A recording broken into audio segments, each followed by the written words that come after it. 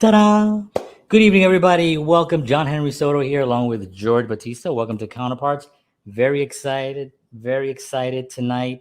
We have Kelly Hall Tompkins going to be on the show. We're going to be talking about so much stuff. I mean, we just had about a 5-minute conversation about so many things, and I'm so thrilled to bring this to you. It's going to be tremendously valuable and inspiring. So stay tuned. We'll be right back.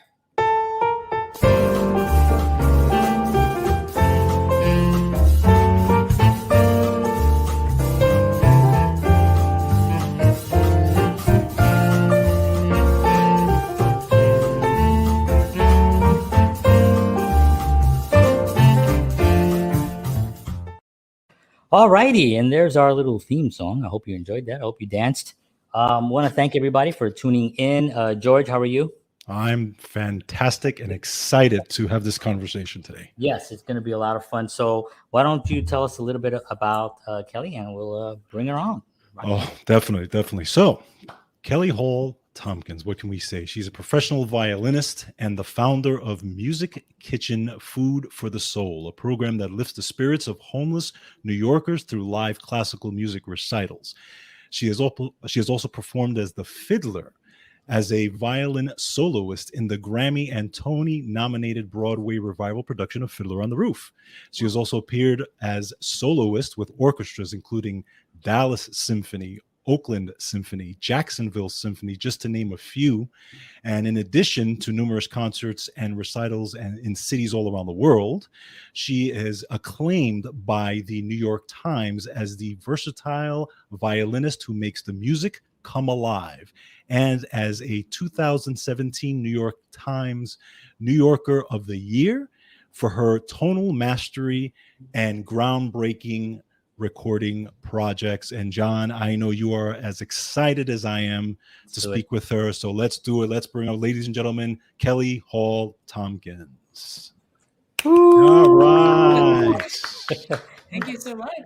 Thank you so much for doing this. We really appreciate you being on the show. It's been a week of watching and learning so much about you, and not just the amazing music and the accomplishments, but also the things that you do with your music outside of like the major concert halls. I just thought that was so inspiring to me, and as somebody who works in that industry as well, it was just really incredible. So I'm really looking forward to having a conversation here and just having an hour of good chat. How are you? Excellent. Thanks very much for your interest, and thanks for inviting me on. Absolutely. So as I said, George is like the professional one. He has all these professional questions. Yeah, right.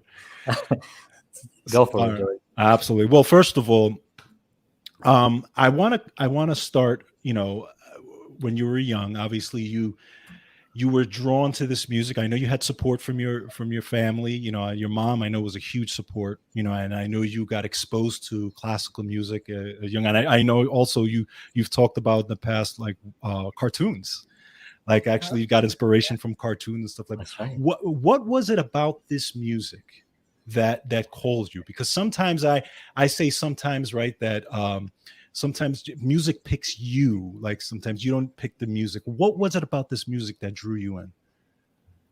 Oh, it lifted me up. It inspired my imagination. I loved the dance of it. I loved the lyricism. I loved the bass lines. I loved the choreography in terms of the cartoons. I loved the match with the choreography of the animation. Yeah. Right. I also grew up Lutheran, so just hearing the Baroque music of Bach, all of it together, I think I sifted the music out of my environment, from commercials, from church, from Warner Brothers cartoons, just all of it. I really, I just was taken with it, and it felt like a language that I need.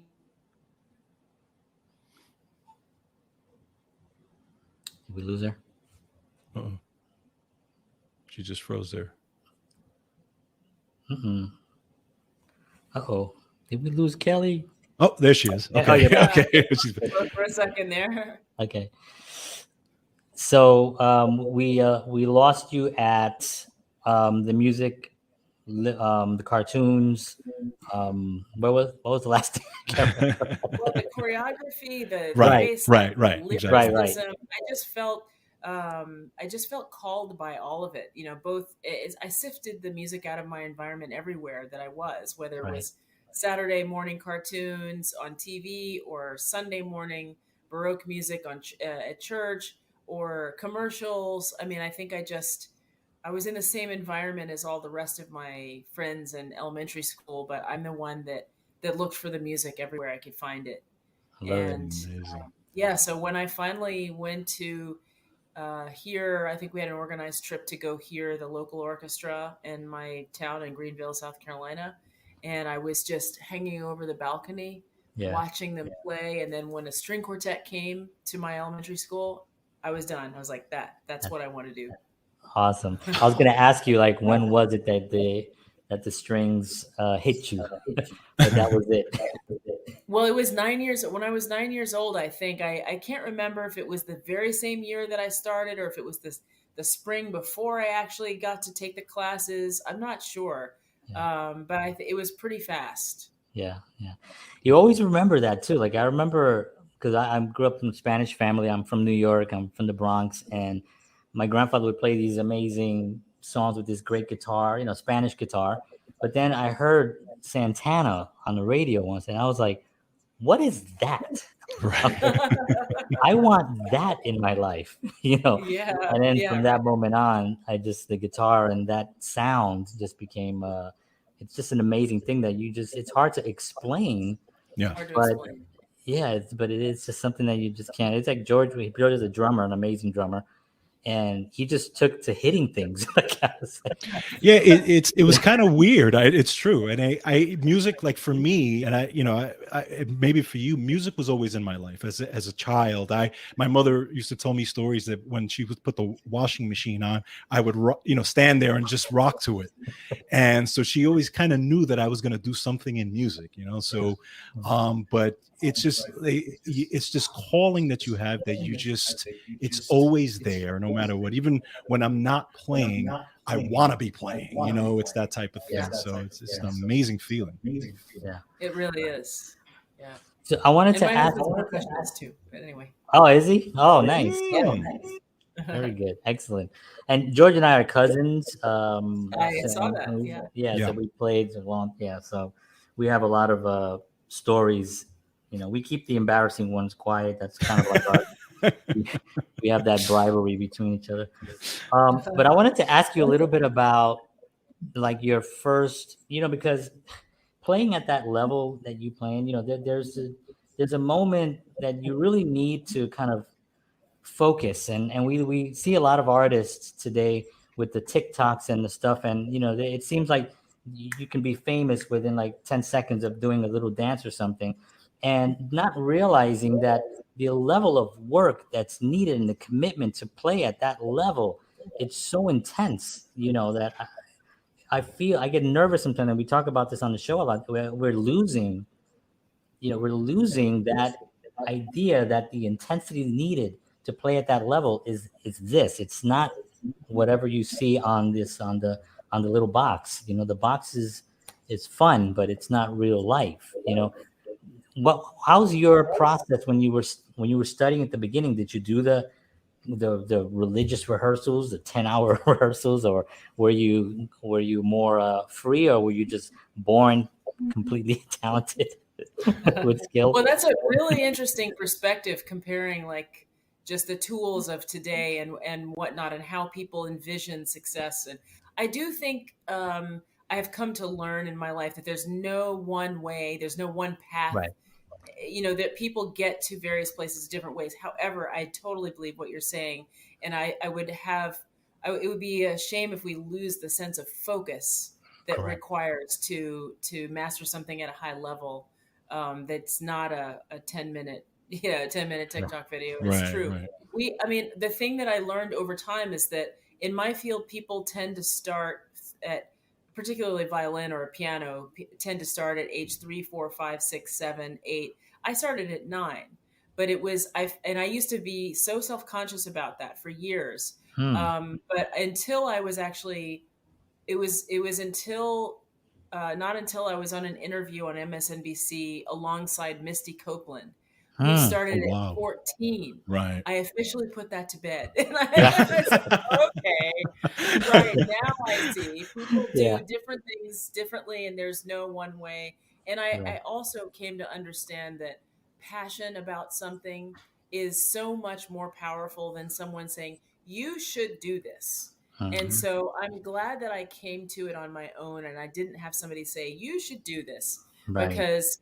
I think I came to it sort of fired up and ready to shoot through a cannon. Right. And I had to do a lot of work to, and my mom and I were exposed to the path really Mhm. that you have to take. And we learned it together, like piece by piece, like, oh, okay. I didn't have private lessons for the first 5 years of playing the violin. I only played in a elementary school strings class. Hmm. Then somebody came along and said, you should audition for the youth orchestra. And yes, we definitely want you in the youth orchestra, but you should be having private lessons. Call these people.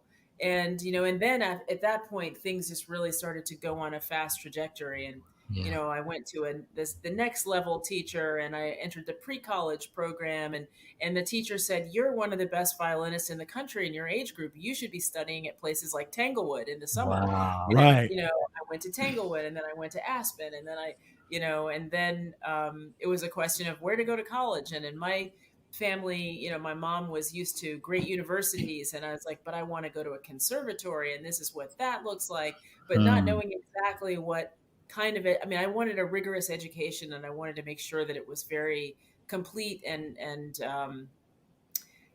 not light on anything. So I wasn't sure what that looked like. So I cast a wide net. I auditioned for 9 schools, and my mom took me to every single one of them. I think every one except one, or maybe all of them. I think actually it was all of them. Wow. And yeah, so I really had a wide selection process, and I went into it with my eyes open, and I chose the Eastman School of Music to do my undergrad, and then I did my master's at Manhattan School. I had gotten into Juilliard as well, and full scholarship at Manhattan School, so the Wow. choice was clear. But yeah, it's a process, it's a path. I didn't Yeah. When I was a kid, I didn't necessarily know how to practice right away. Hmm. But what I did, I think, was also powerful. I just wanted to be able to play it the way that I could hear it. That's Hmm. all I Right. wanted. That's all I wanted. I just wanted Yeah. to be able to play it the way I wanted to hear it, Right. the way I Right. was hearing it in my mind. And so that was the carrot at the end of the stick that I never could quite catch up with, and that's what kept me chasing. And I think that plus the addition, of private lessons, plus the addition of these summer camps, just made me kind of shoot like a cannon, even Right. with a more of a late start, because I just had the passion for it. I love it. And you mentioned shoot like a cannon. It's important that, when kids, to not tell them you should do this or you should do that, and let that cannon be shot with their own spark. You know what I mean? Their own strength. Rather than have someone push you in that direction. Like I have 2 kids, and I bought a keyboard. My daughter was like, "I want a keyboard." And I was like, "All right," I bought a keyboard. She kind of struggled a little bit with it, so she can. And I'm not pushing her to it. I got guitars all over the place, and my son is, not. But I want to give them the gift of music, so I play stuff for them. I play, listen to this. I want you to listen to this. I want and give them Right. that, because that's really where the joy comes from. So many kids. I grew up in the inner city, so I remember being in school one day, and we were going down the stairs to lunch, and there was this little boy on one side, and we 2 rows, and I was on this side, and he was a singer. He sang, and one of the the other kids was like, "You be singing? Like you be singing?" And the kid was like, "Yeah, I sing."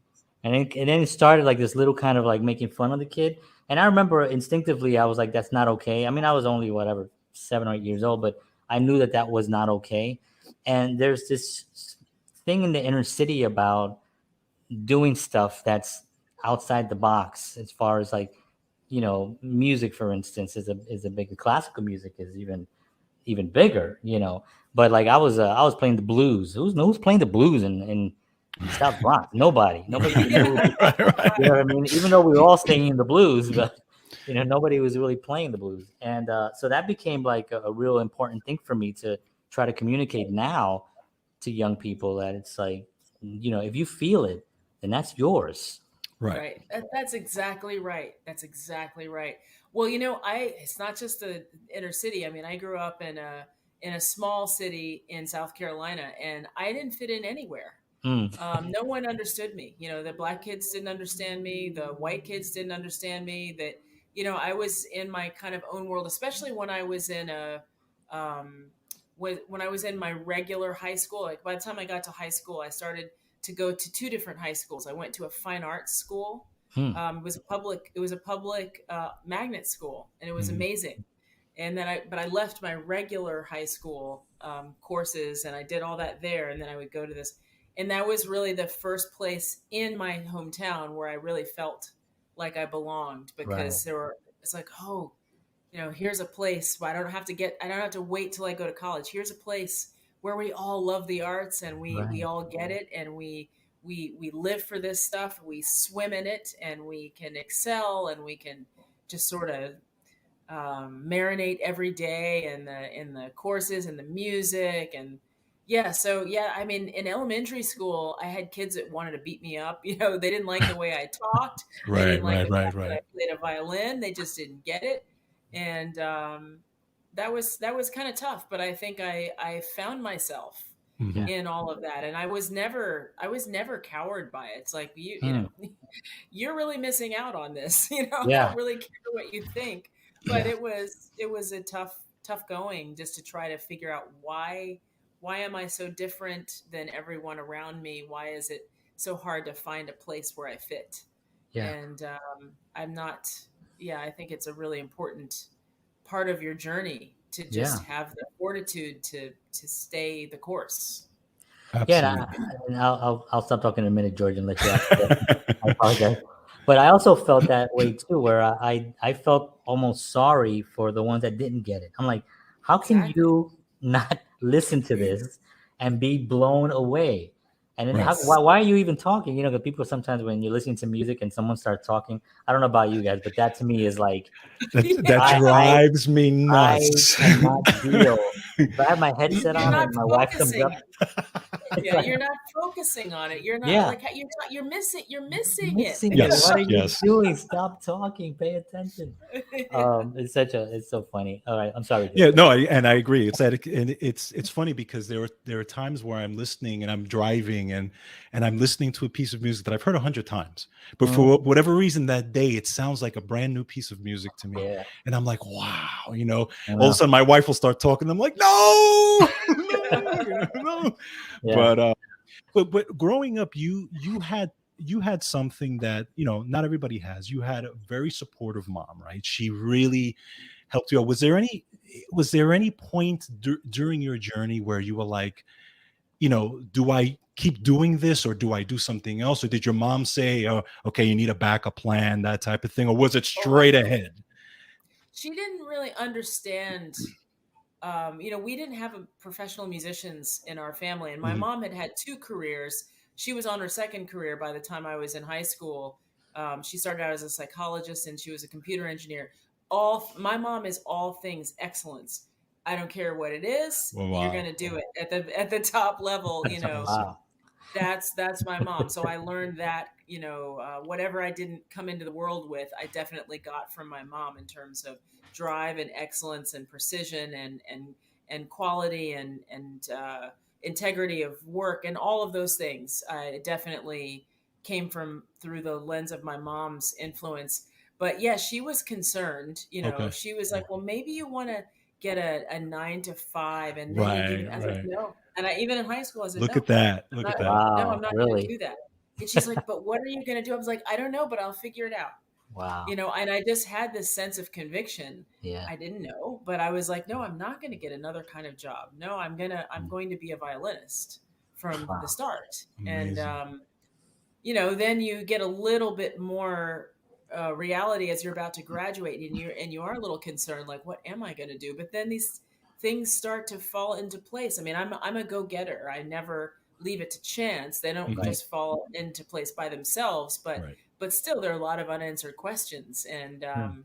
it's a leap of faith, and some wonderful things happen. When I moved to New York to go to Manhattan School of Music, suddenly, for the first time ever, I was a runner-up at the New York Philharmonic audition. The very first time I did an orchestra audition, I was Wow. runner-up at the New York Philharmonic. So I started subbing with them, and that Wow. was this major development in my life. And actually, I happened to be in the orchestral master's program at Manhattan School of Music, so it was, I was concert master in the orchestras at Manhattan School as well, and got some terrific opportunities. Meanwhile, on the other sphere, I was doing a lot of solo playing, but I didn't really consider that a viable path. I was like, Mhm. well, that's nice, but really, Right. this is the only practical thing over here. Okay. And so I had an orchestral career in the beginning, but then I just was pulled to consider, like, you have to face this reality that you feel yourself as a soloist, and what are Yeah. you going to do about it? Hmm. Are Right. you going to continue to tamp that down and ignore it? Or are you get it's like, now is the time for choosing, Right. it's almost Absolutely. like the internal directors in me one day was just like, now's the time for choosing. What do Wow. you choose? And I Wow. was like, I leave the orchestra behind and I will be a soloist. Wow. So when you made, because I'm scared just even thinking about that. But but when you made that decision, is it one of those things where you remember like where you were, and that Oh yeah. moment?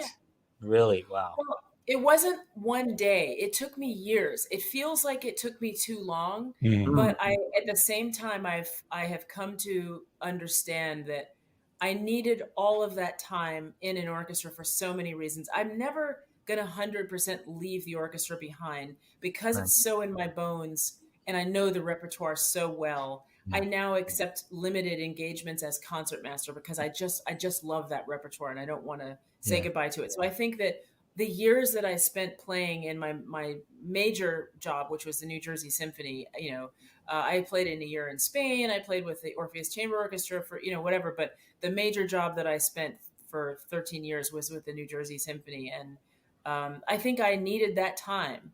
I Mhm. chastised myself for not leaving sooner, but Mm, in hindsight, I now realize that it was good incubation for all kinds of things. I Right. discovered myself as a public speaker there.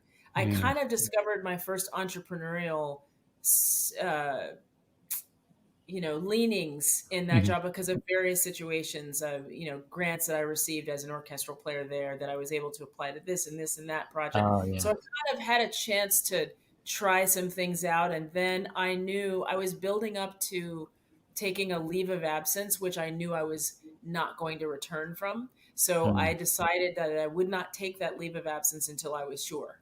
And I knew I wasn't coming back, but I didn't communicate that to anyone. And I just wanted to try it out. It was kind of a major test balloon. yeah. Yeah. And at the end of the second year, they said, "Okay, well, come on back." I said, "Well, actually, thanks very much, but I'm Like gonna I'm hello. gonna keep going this way." And Like Wow. but hello, the Kelly. first year that yeah, right, yeah. But the first year that I left, I mean, I'm very grateful for that time, and it was, as I Sure. said, it made me part of it. It made me who I am. And again, I used to feel very self-conscious about being a soloist that started out as an orchestral career, but Yeah. no one knows the orchestra better than I do That's right. Right. because of that Yeah. time. That's No one right. knows the orchestra, and I think Yeah. that sometimes people who are just groomed to be a soloist are groomed in a certain way, um, not with necessarily a holistic picture of Mm. the works. But Right. I think that it's a really very special opportunity to be able to know a composer in as many genres of that composer as possible. Okay. I'm Wow. not a pianist, so I will never be able to play the Beethoven piano sonatas and concertos from that perspective, but I've played the Beethoven piano concertos, all five of them, Mm, and I've played the overtures, and I've played the orchestral pieces, and I've played the string quartets. So I feel like when I stand up to play the Beethoven violin concerto, I have that much more information in my yeah. cells Yeah. about Exactly. what this music The is, essence and of it in every Yeah. way. the Yeah. essence of it. And I feel really good about that. It took me a while to realize, again, like I said in the beginning, there's no one path to get Right. to Right. anything. And I really value my path, but it was the right thing for me to do. I am a thinker beyond, you know, um, setting where, where everything is predetermined and pre-decided, and I Mhm. don't have a part of that process. That's not who I am. Mhm. I'm someone that likes to determine my own destiny, to determine what Absolutely. music I'm going to play, Sure. dream up projects, and I live the life of doing that, creating as I see fit. I love that. And Wow. don't you feel that like sometimes when you're in it, when you're in life and you're kind of making all these decisions and you're thinking, like you said earlier, you think you might have stayed too long, but then in hindsight, you look at it. And sometimes when you go through all these things and then you look back and it wasn't really, it was a beautifully crafted novel, actually, what it It was. really, it's Yeah. exactly right. And it goes exactly the way it should have gone, and it's like you need those kinds of things to make. First of all, you want to be able to have a life of challenges, and you want to have a life of overcoming things so you can inspire others. And then Right. when you look back on it, you're like, man, that was actually the right thing at that Yeah. time. I Yeah. needed that. So I Yeah. love to hear that insight on it. So thank you for sharing that. Absolutely. So tell me how the fiddler came about. Ooh, now I we're now, would love now to we're hear rock that. and rolling. Yes. Yeah, right. Well, I remember my husband and I were on vacation in Italy, and I got a call from someone who had seen my work as a soloist. I think I forgot to mention that one of my first forays into this solo world was this imagination project that I recorded right out of the barrel. It was Mhm. before everybody was doing videos because of a pandemic. I did Right. the Oh first yeah. classical music video. I mean, not the first, but it kind of made a big it was a big coming out of the gate moment for me, Mhm. leaving the orchestra world, and I was able to get 1 million views on that project. And so Wow. somebody called me when I was in Italy on vacation, who had seen my work both as concertmaster of an orchestra in Carnegie Hall, the New York Pops, and also had seen my imagination project, and not only the playing but what it did in the world, Mhm. Mm. of Yeah. creating this sort of interesting splash and opening. And he called and asked if I would be interested, and I honestly wasn't sure. I knew Broadway was there, and I admire it, but I wasn't totally sure if that was something that was my calling. And then I thought, what am I, crazy? Even if it's not something that I stay with forever, it's going to be an experience of a lifetime. And that was the biggest understatement of a lifetime, because it is one of the grandest and most poignant personal and professional experiences of my life. Wow. I treasure every one of those days. And my husband had played a lot of Broadway as a sub, and Okay. he said, you're probably going to want to take a couple of shows off a week so you don't burn out. Right. And I went in the opposite direction. I played every one of those 8 shows, and with Wow. bells on, because it was such an incredible and unique life experience for me, but mostly driven by the fact that we had an incredible company. And Mhm. I was so inspired by, Danny Burstein was our Hmm. Tevye, Mhm. and Jessica Hecht was our Golda, and Bartlett Shear was the director, and this gorgeous staging, and all of the actors just brought the music to life, and they embraced me as the fiddler, and they wrote music that wasn't normally in the Right. Broadway Right. score for Right. me. And so then I had this clay to mold every night, and to be able to play off of one another, the actors. And it was this incredible laboratory of artistry that I got to explore every night, and a tremendous responsibility. Mhm. Yeah. And when that light goes off, I'm the first thing that's heard. Oof. And I was the last thing that's heard at the end, and Right.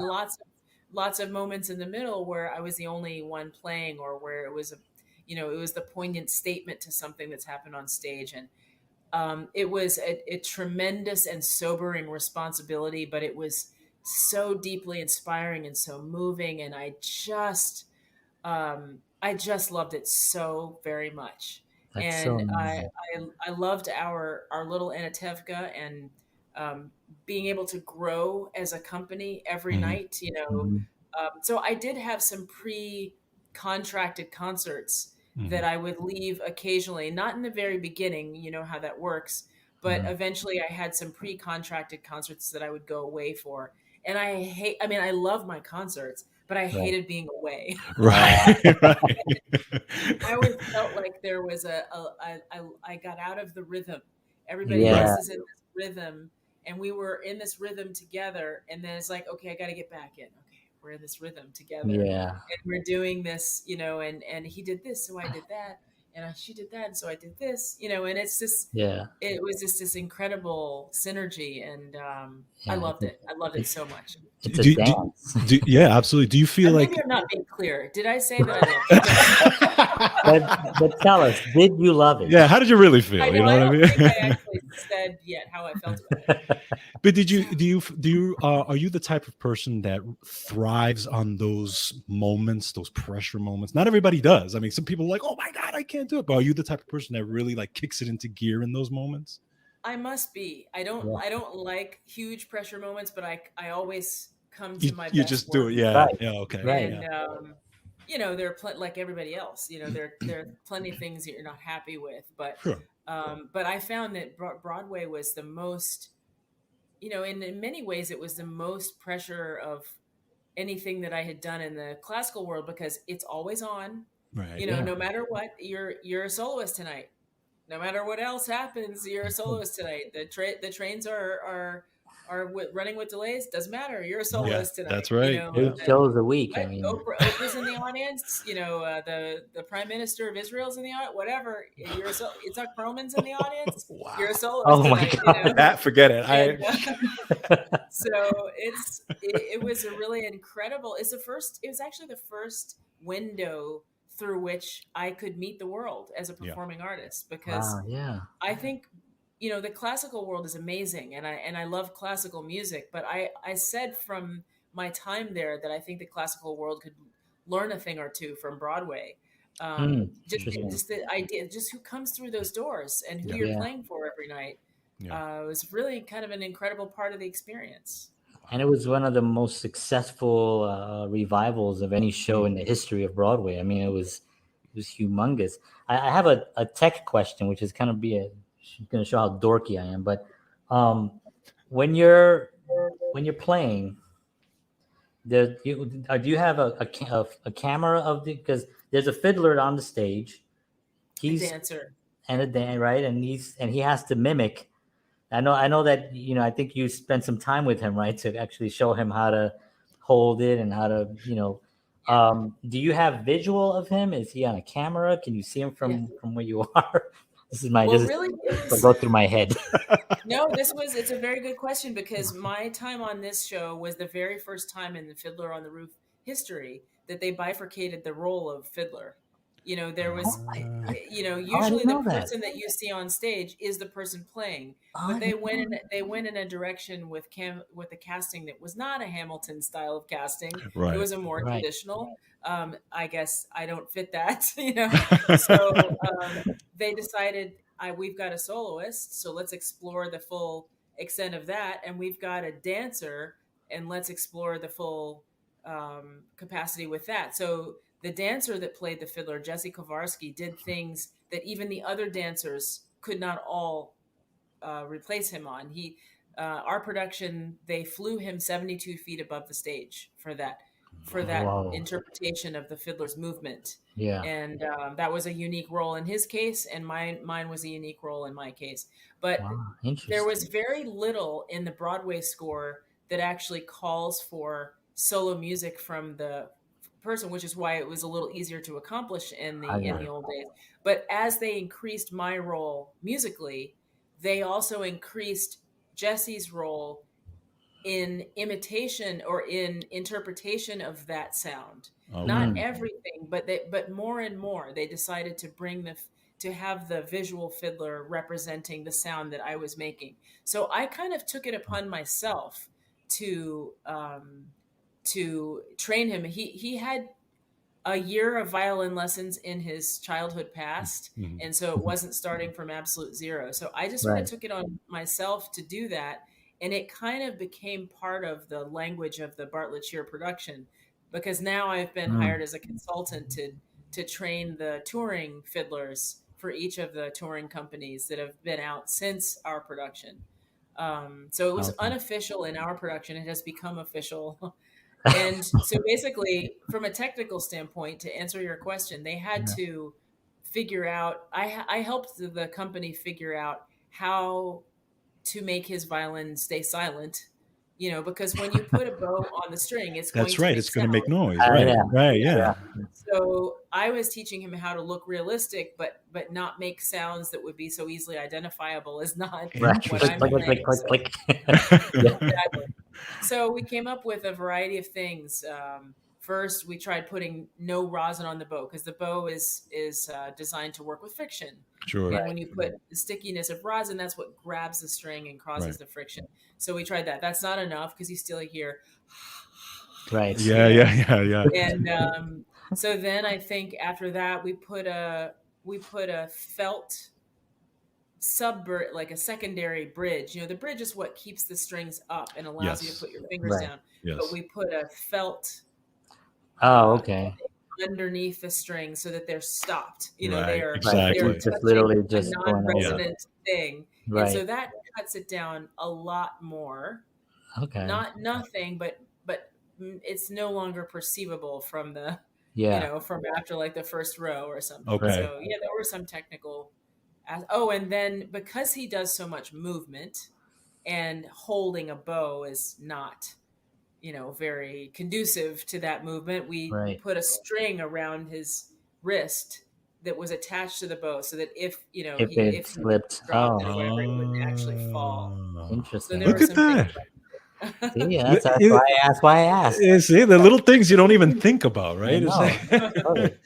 Isn't wow. theater? I mean, like, in musical theater is like so dynamic. Like, and I've been to Lincoln Center, and I remember I had tickets. Somebody gave me tickets at a job that I had, and I took my niece, and we were sitting like 3 rows out, and this orchestra came on, and I was the first time, and I was already an adult, but I sat there and I was like blown away. Like as soon as it went, and my niece just looked at me like she was like, I think I changed her life. I mean, she like it was like an incredible moment. And even on Broadway, Broadway does such a good job of presentation and just bringing you into this world that you shouldn't. It's not rational for you to go in, but for some reason, this music starts and these images start, and you're lost for whatever the show is. It's just it's such a beautiful thing. I just love it, and that's just me just Yeah. kind of going off topic and Well, talking. it's funny. No, that's great. I mean, music, you feel music deeply, and I relate Yeah. to that Yeah. tremendously. I Absolutely. played an additional 6 months after Fiddler on Sunset Boulevard, Right. and for that we were on stage, and the orchestra became like rock stars to people who came, to hear this production. It is so funny. I would sign some autographs as Fiddler as people learned who I was through media coverage because they couldn't Oh, see. But Right. in That's right. Sunset Boulevard, they could see us, and I had an extended solo with Glenn Close and whatnot. But this one woman I'll never forget said, she's like, "Oh my gosh, the orchestra! This sounds so great. I mean, they should just have that. Just like they should just have an orchestra, like where you could just come and hear an orchestra, and that would." And I was like, "They do. you're like, yeah, That's that's a actually thing. been. That's I really think a that was a thing." thing before. I think before Bless Fiddler, that was a her thing. heart. Bless her heart, as we say in this house. Exactly. That's so She's like, people funny. should just do that. It's like, Yeah, people do. What a concept, right? Yeah, exactly. I love it. And I know doing Sunset Boulevard, you got to meet Andrew Lloyd Webber, right? Yes. How was that? Oh, it was wonderful. It was really great to work with him, and the first time he came was our Zitz probe, Mhm. the Right. final rehearsal before we Rehearsal, yeah. opened, and he gave me a sort of a special, recognition of my solos that I think knocked a lot of the leaderships, sort of knocked them off their feet, just because he doesn't often do that. Oh, Right. wow. Okay. Okay. Wow. That is awesome. That's Wow. great. So I want to, only 40 minutes. So I wanted to talk. Yeah. I want to talk a little bit about the work that you do with the Music Kitchen. I know that was started in 2005, and I saw a lot of coverage on that as well. And it's one of those things that I've always.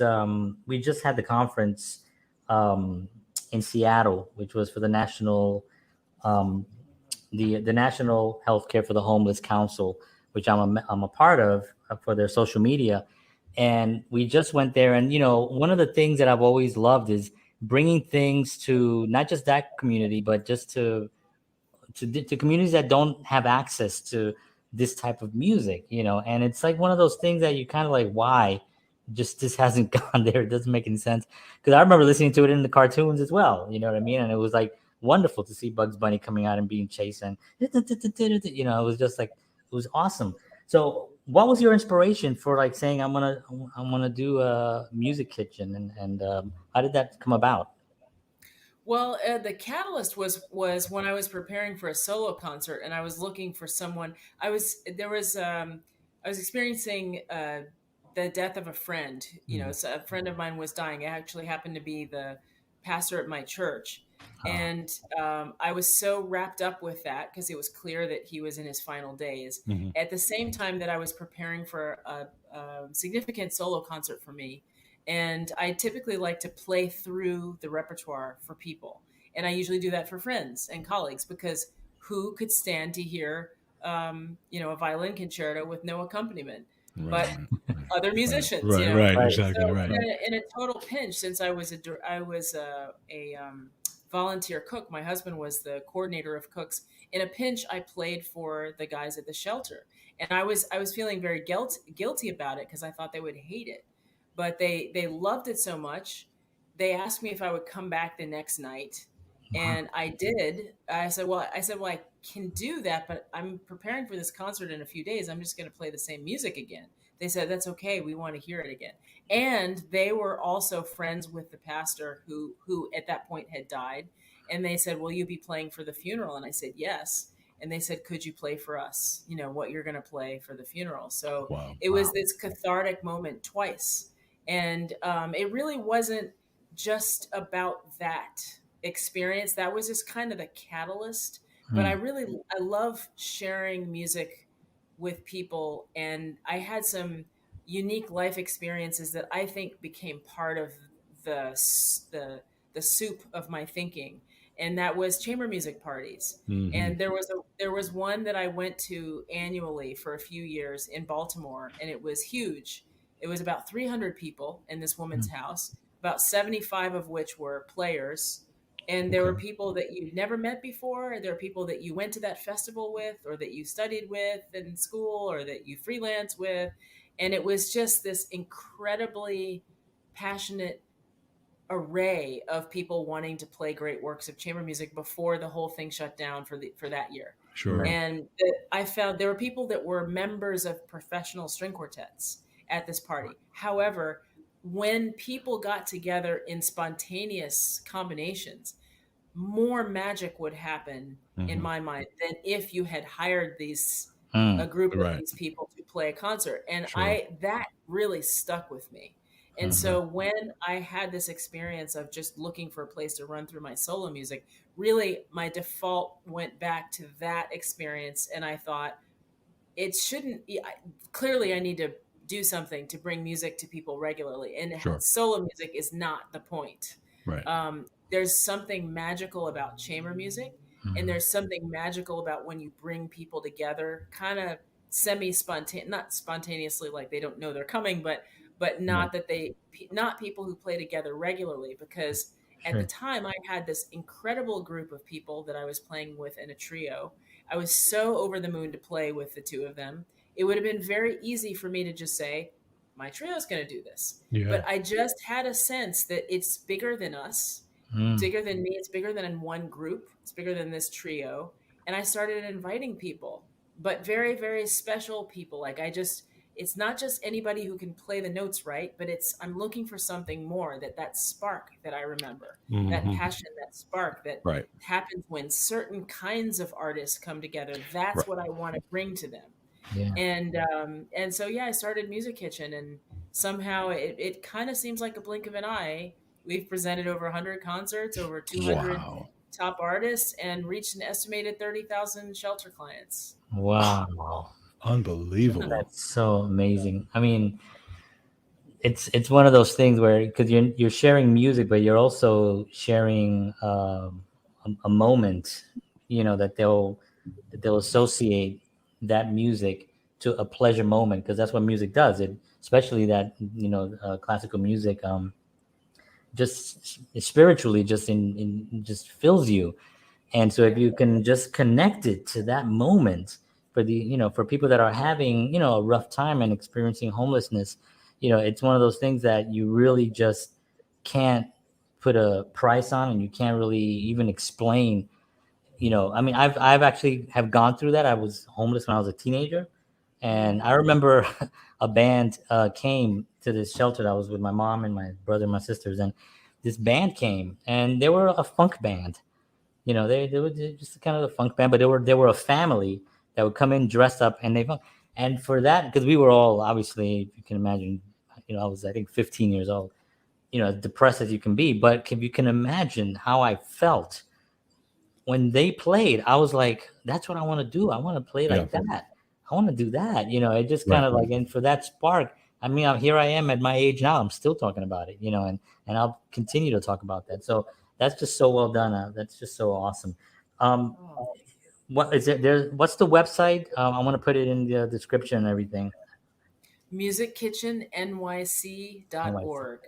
All right. So we'll put that in the description. Everybody check that out. And Absolutely. I don't want to forget I don't want to forget anything. So you have we talked a little bit about this. You are now a filmmaker. Yeah.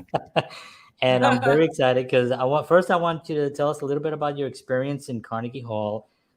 Oh my God, that's number one. And number Right. two is like, then you filmed and you put something together that's very, very meaningful and very special. Again, with the theme that we were just discussing. Can you talk us through a little bit of that? Yeah. So, in Music Kitchen's 15 years, as we were approaching the 15th anniversary, I've collected very unique feedback since the very beginning. Colored note cards. I've just Right. asked people to share your thoughts and feelings about the concerts if you feel like it.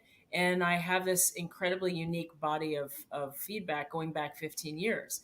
And so when we were approaching the 15th anniversary, I decided I wanted to do something historic and unprecedented, and that is to ask 15 award-winning composers to choose among that feedback to set it to a song cycle that I entitled Forgotten Voices. Mm-hmm. And so it's very exciting to see that all come together, and for all these 15 award-winning composers, from Pulitzer Prize winners to to up and coming emerging composers, to Rome and Guggenheim and whatever, all of these composers to be part of this project was so affirming for me, and to affirm the voices of the shelter clients we've been serving.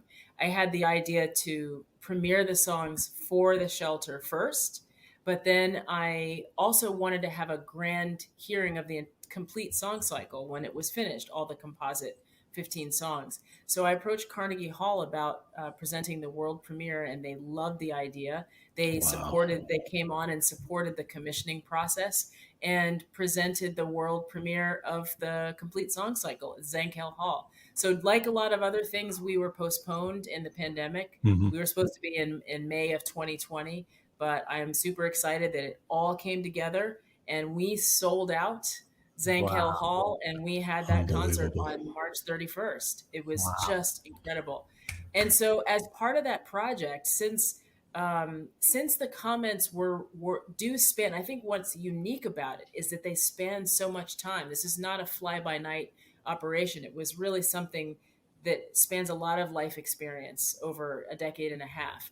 But because they're mostly anonymous and they go over such a long period of time, I had the idea to also create a short film that we would show at Carnegie Hall, where we would invite clients that we've met in the near term to come on camera and tell their story if they chose. Mm-hmm. And so, fortunately, just before the shutdown, before we knew what was coming, we interviewed 4 clients that we had met that year. And we created a film called Face to Face, Hmm. forgotten voices heard. And I'm super excited about it, very proud of it. It's a mini documentary. I worked with director Elliot Forrest, and we co-directed the film, and I and Music Kitchen produced it. And I think it's heartwarming. I think it challenges our assumptions. It introduces people who would otherwise not, sort of be ignored in our Yeah. larger society. And I think it was the perfect complement to the song cycle in the world premiere concert. But Hmm. now, beyond the concert, I'm really eager to share it. And so we've submitted to quite a few film festivals.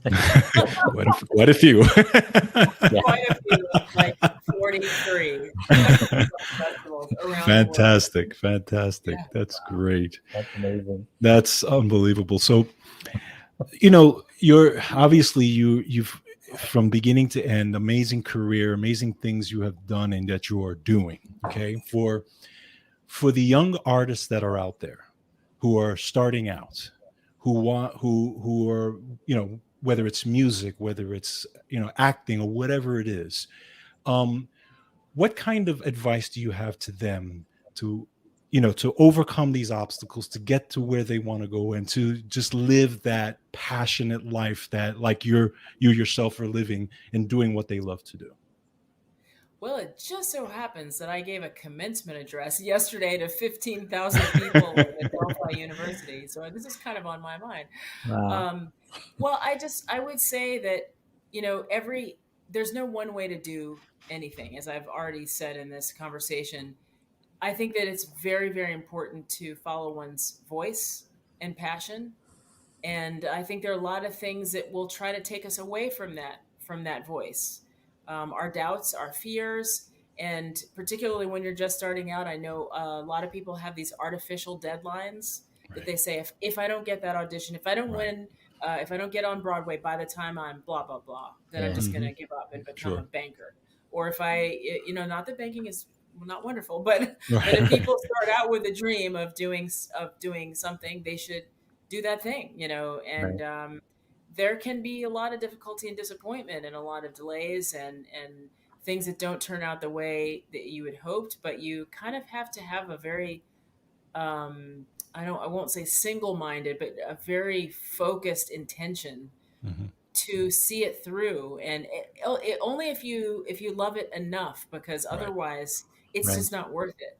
And Absolutely. it can be very difficult, but that has to be enough that drives you. And it's not the starving artist model. We're done with that. Hmm. Artists Yeah. should be paid, Yeah.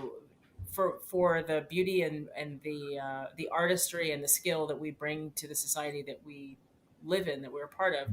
But I do think that um, there can be difficulty and disappointment, and we have to kind of soldier through some of Right. that. Yeah. um, but knowing that, I think there's a certain element of not really being not not reading the tea leaves per se, not putting a finger in the wind, but you do Mhm. have to kind of know the rhythm of your time and Right. have Hmm. a develop a sense. That's something that I said in my first commencement speech. The rhythm of your time is a phrase that keeps coming back to me.